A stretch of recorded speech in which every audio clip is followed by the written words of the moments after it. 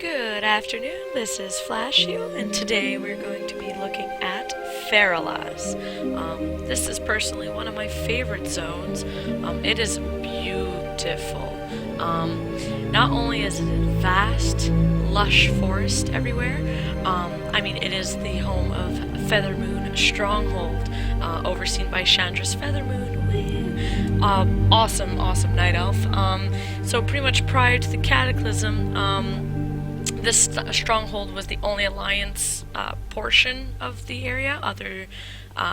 Like there wasn't any Dreamer's Rest like you see here on my map. It was really just here that Alliance had kind of like a safe little stronghold to go to. I remember questing here back, pre-Cata. I used to play on a PvP zone, and it was pretty terrible in terms of getting ganked and such, because Horde players would mostly be here just because of how Feralas is situated. So for instance, Desolas as well, very Horde-oriented. Mulgore, starting area, but the Barrens, just pretty much, essentially, it's just surrounded by a lot of Horde territories. So a lot of Horde would be in Feralas. So questing here as an Alliance player was actually quite difficult.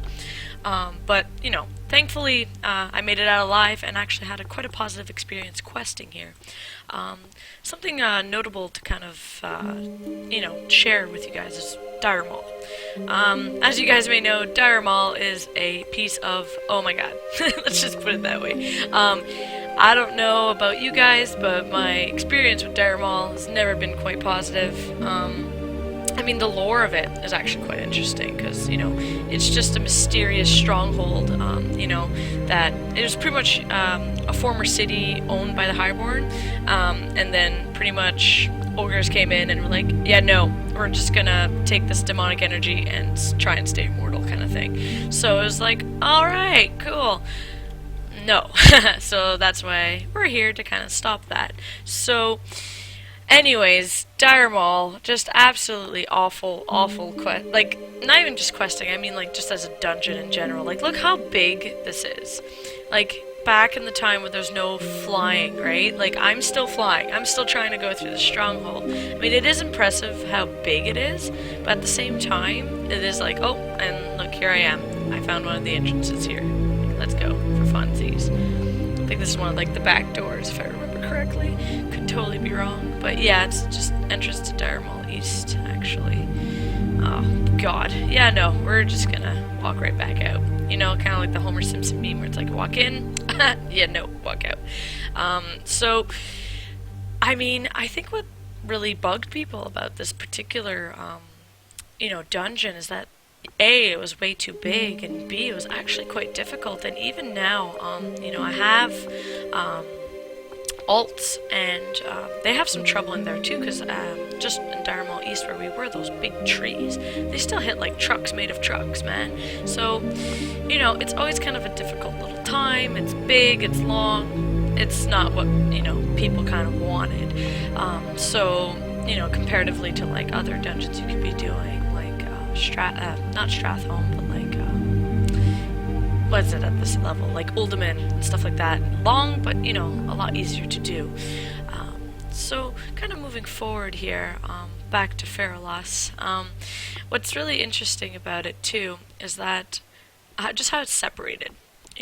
Like with the Thousand Needles here, the Count Madrashi, like just kind of like the rivers, the paths, like it's just something very mysterious and cryptic about it. So I've always really enjoyed coming here. Though there is one thing I don't like about the scenery, is these trees.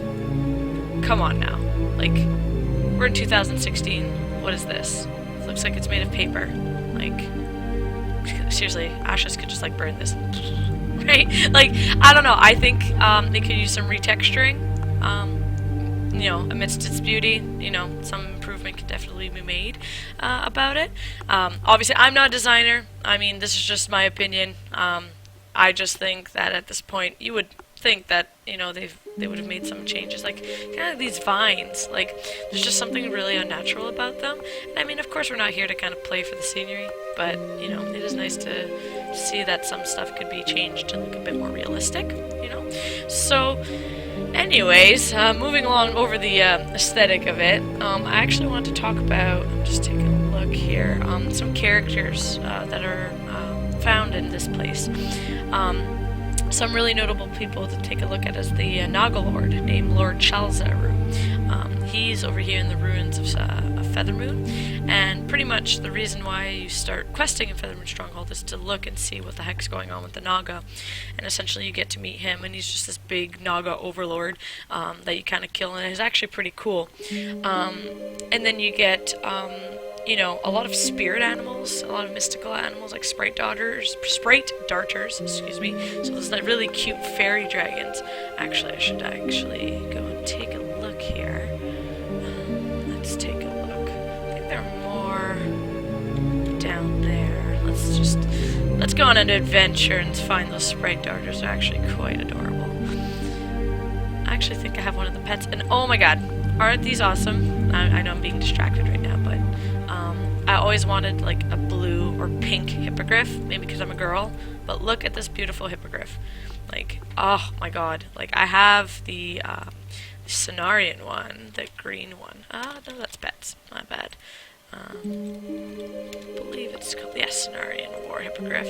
You know, should actually ride this for now to be, you know, part of the scenery, but I always wanted like a pink one. You see them in Darnassus as well, and I'm like, oh, why isn't that a mount yet? But I'm sure it'll come along at some point. Most of the stuff becomes mounts anyways. So yes, back on to the quest of searching for sprite daughters. They actually look like the little pet that you get, exactly the same, which is the sprite darter, which actually, look, see, world drop in Feralas. You can actually get off any creeps or, you know, ogres, trees, you know, anything. Well, by trees I mean this guy.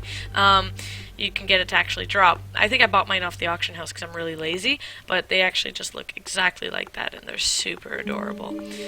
And now boomkins actually have the little darters to attack as well. I'm not sure if it's a talent or just part of their spells, because I don't play boomkin, but it's always great to see in raid and just see like little fairy dragons like attacking. It's always kind of cute, you know?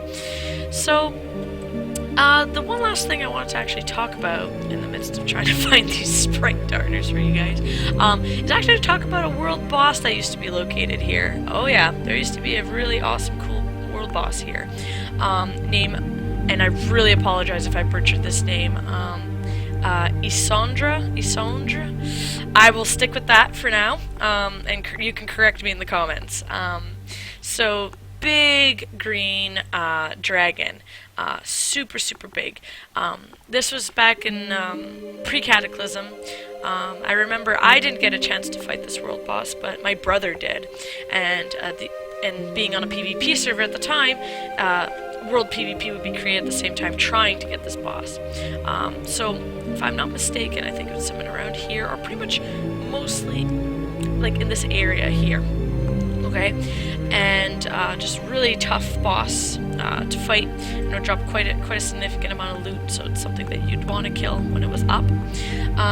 So a lot of guilds would try and get it when it was up. And remember, tagging was a thing, so you know, if you weren't part of the group or anything like that, no loot for you. So you had to be careful to be part of the group, you know, not get there late, etc. You know, to be part of the kill and get it. So unfortunately, as you may know, with Cataclysm coming and Deathwing destroying everything, you end up saving her pretty much with the Cataclysm. She just, you know, she becomes a quest giver in Feralas instead, rather than a raid boss. So you end up actually, you know, helping her kind of go through her grief and pain. So she actually helps you trying to kill Terrar. To kind of make up for all the destruction and pain that she's caused, kind of thing. And she just tells herself, yeah, nope, I cannot return to the Green Dragon Flight, I've caused too much suffering, so she kind of becomes her own kind of entity. But you actually end up saving her, which is always really nice. So I think that's pretty cool, considering, you know, because world bosses aren't really much of a thing anymore. Not really. I mean, yeah, of course you have you know, the ones that we have in WoD, what's his name, Kazak, you know, get to kill him for the free loot, you know, Undastan, Mob, Galleon, Nalak. You know, those guys are still around, but they're not potentially challenging. You know, you kind of just go in there, beat their butts, hope for a mount and some loot, and call it a day. Back at this time when you used to summon her, sorry, not summon her. When she would spawn, it wouldn't just be a tank and spank. Yes, it would in a sense that there wasn't that many mechanics, but she'd still hit like a truck full of trucks, and some sort of skill was kind of required for it. So, I mean, what would you guys think? I mean, would you guys want some really challenging world bosses like that, or do you think they should just kind of be a tank and spank and move on? You know, it really depends on what you like, but I would kind of like it if some things were a bit more challenging. I mean, at the beginning of the expansions, typically they are a little bit more, challenging, like Yalnu at the beginning. No one kind of knew what to do because it kept healing, but you know, once you figure it out, it's like, oh, right, that's what you need to do, right? So, anyways, I know, I'm just curious to see what you guys think. And I'm actually cannot find these sprite darters for the life of me, and I'm way too lazy to look it up on Wowhead. So I guess you'll have to, you know, forgive me on that.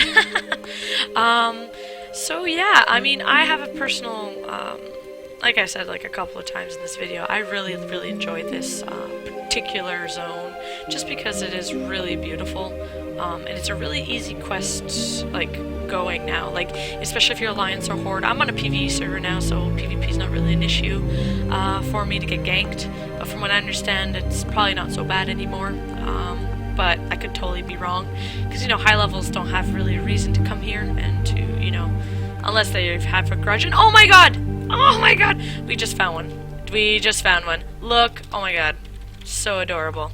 So frickin'...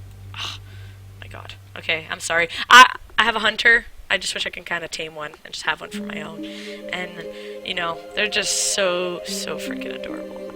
But anyways, that's really it for today. I mean, the big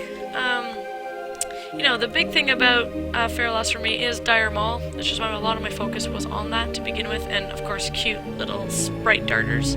I mean, if there's anything I kind of forgot and you would like me to talk about, please mention it in the comments below. I'll happily have the discussion with you. But hopefully in the next time I will be talking about Gilneas. It is a much bigger project. It is vast and a very big video that is upcoming. But stay tuned, and thank you so much for taking the trip with me. Have a good day. Bye-bye.